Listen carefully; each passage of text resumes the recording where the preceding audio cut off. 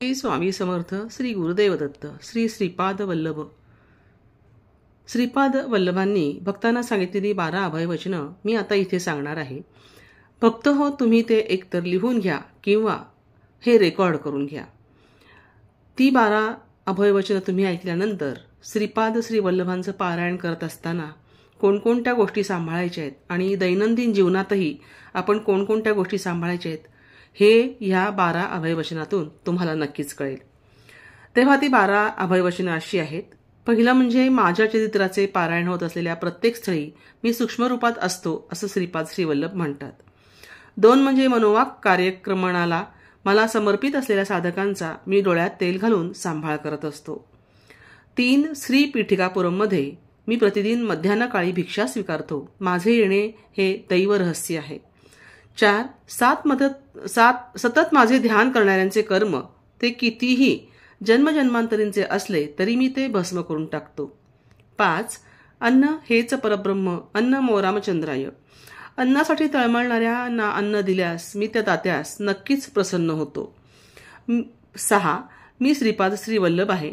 माझ्या भक्तांच्या घरी महालक्ष्मी तिच्या संपूर्ण कलेने प्रकाशित असते. 7 तुमचे अंतकरण शुद्ध असले तर माझा कटाक्ष सदैव तुमच्यावर असतो. 8 तुम्ही ज्या देवता स्वरूपाची आराधना कराल, ज्या सद्गुरूंची उपासना कराल ती मलाच प्राप्त होईल. 9 तुम्ही केलेली प्रार्थना मलाच पोचते. माझा अनुग्रह, माझा आशीर्वाद तुम्ही आराधलेल्या देवतेच्या स्वरूपाद्वारे, तुमच्या सद्गुरूद्वारे तुम्हाला प्राप्त होते. 10 श्रीपाद श्री वल्लभ म्हणजे केवळ नामरूपच नाही तर सकल देवता स्वरूप, समस्त शक्तींचे अंश मिळून माझे विराट स्वरूप अनुष्ठानाद्वारेच तुम्हाला समजू शकेल. 11 श्रीपाद श्री वल्लभ हा माझा संपूर्ण योग अवतार आहे. जे महायोगी महासिद्ध पुरुष माझे नित्य ध्यान करतात ते माझेच अंश आहेत. 12 तुम्ही माझी आराधना केली तर मी तुम्हाला धर्ममार्गाचा कर्ममार्गाचा बोध करतो.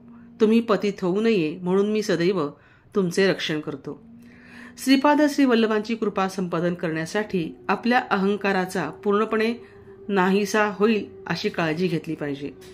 ज्यावेळेस आपले हृदय काम, क्रोध, लोभ, मोह, मदमत्सर ह्या षड्रूपीपासून मुक्त होऊन शुद्ध होईल त्याच वेळी श्री स्वामींची कृपा होण्यास मुळीच विलंब लागणार नाही.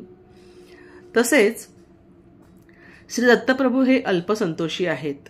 थोड्या सेवेवर ते भक्तास प्रसन्न होऊन अमाप फळ देतात.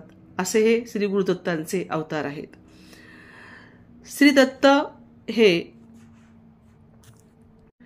अल्पसंतुष्ट आहेतच, अल्पसंतोषी आहेतच, परंतु त्यांच्या नावाने कोणाही व्यक्तीस अन्नदान केले व जर ती व्यक्ती योग्य असेल तर त्या अन्नदानाचे विशेष फळ त्या व्यक्तीला मिळते. इच्छित वस्तू समृद्धी म्हणजेच लक्ष्मीचा कृपा कटाक्ष असतो. श्रीपाद प्रभू सर्वात प्रथम आपल्या भक्ताचे कासवाच्या पिल्लाप्रमाणे पालन करतात. कासव आपल्या पिलापासून कितीही दूर असले तरी त्याचा विचार तरंगानेच त्या पिलाचे रक्षण करते. विचार तरंगच त्याला फक्त वाचवू शकतात. थोडी उन्नती झाल्यावर मांजराचे पिल्लाप्रमाणे भक्तांचे पालन करतात. दुसरी सगळी चिंता सोडून निरंतर माझेच ध्यान करणाऱ्यांचा मी दास असतो, दास होतो असं श्रीपाद श्री वल्लभ आणि श्री दत्तगुरू म्हणतात. कोणी कितीही मोठा असला तरी पूर्वजन्म कर्मफल अनिर्वाय असते. सगळी सृष्टी ही शासनाचे उल्लंघन न करता चालत असते. स्त्रियांना पूजेचे फळ म्हणून नवरा मिळतो तर दानाचे फलस्वरूप मुले बाळे होतात. सर्वदा दान सत्पात्री असावे, करावे. दान घेणारे सत्पात्री नसतील तर किंवा दानास योग्य असे नसतील तर अनिष्टच संभवते. दान करताना माणसाने अहंकार रहित होऊन दान करावे, तेव्हाच त्याचे चांगले फळ त्याला मिळते. कोणत्याही ठिकाणी त्यांचे नामस्मरण, भजन, कीर्तन हे नेहमी होत असते. ज्या ठिकाणी हे होते त्या ठिकाणी श्रीपाद प्रभू सूक्ष्म रूपाने संचरण करीत असतात. हे अक्षर सत्य आहे. दत्त आहे कोट्यानुकोटी ब्रह्मांडात व्याप्त असलेले असे एकमेव तत्वनिष्ठ आहे. दिग हेच वस्त्र म्हणून दिगंबर. जे कोणी त्रिकरण शुद्धीने दत्त दिगंबरा, श्रीपाद वल्लभ दिगंबरा, नृसिंह सरस्वती दिगंबरा म्हणून भजन कीर्तन करतात तेथे मी सूक्ष्मरूपाने असतो असे श्री दत्तगुरू म्हणतात. असे श्री श्रीपाद वल्लभही म्हणतात. मी जेव्हा प्रसन्न होतो तेव्हा त्या सेवकाला सेवेचे जास्तीत जास्त फळ प्रदान करतो, परंतु अप्रसन्न झाल्यास सेवेचे कमी फळही देतो. ब्रह्मदेवाने लिहिलेल्या प्रारब्धास कोणीही बदलू शकत नाही, परंतु श्री दत्तप्रभूंच्या भक्तांसाठी मात्र श्री दत्त ब्रह्मदेवाला आदेश देऊ शकतात असं ते सांगतात. श्रीपाद श्री वल्लभांनी सांगितलेली ही 12 अभयवचनं आपण नक्की लक्षात ठेवूयात.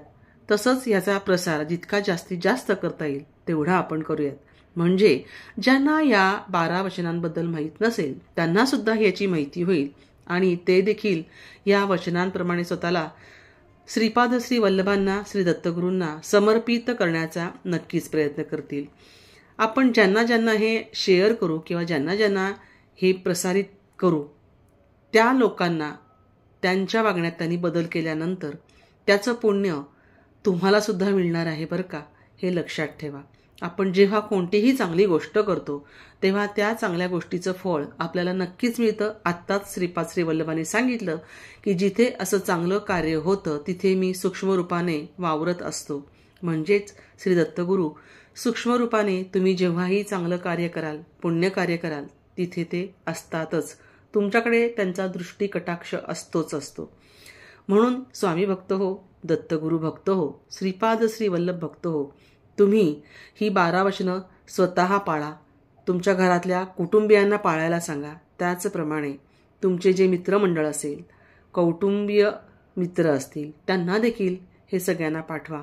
तुमच्या सर्व आप्तसख्यांनाही हे तुम्ही शेअर करा, म्हणजे त्यांना जास्तीत जास्त याचा प्रसार होईल आणि जास्तीत जास्त ही लोक हे वचनं पाळण्याचा प्रयत्न नक्कीच करतील.